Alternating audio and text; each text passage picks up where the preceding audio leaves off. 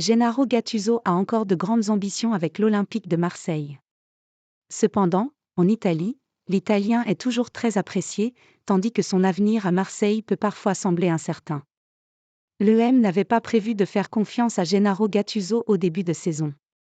Les Phocéens étaient partis sur un nouveau projet avec Marcelino. Mais voilà, l'aventure de l'Espagnol sur la Canebière a tourné court. L'ancien de l'AC Milan a repris les commandes marseillaises pour tenter de redresser la barre. S'il y a du bon et du moins bon, on peut dire que l'EM a retrouvé de la stabilité. Les Phocéens espèrent faire de belles choses en cette seconde partie de saison.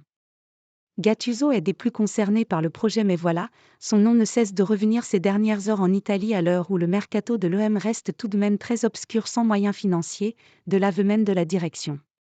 Et un club en particulier aimerait beaucoup pouvoir le shipper aux Phocéens. Gennaro Gattuso, un avenir loin de Marseille ?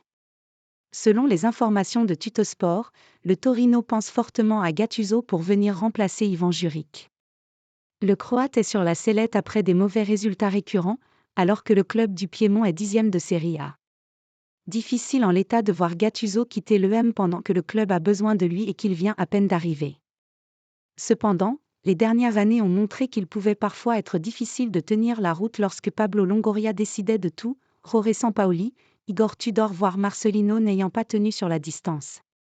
En fin de saison, l'Italien sera de toute façon en fin de contrat et le Torino pourrait alors en profiter pour rafler la mise.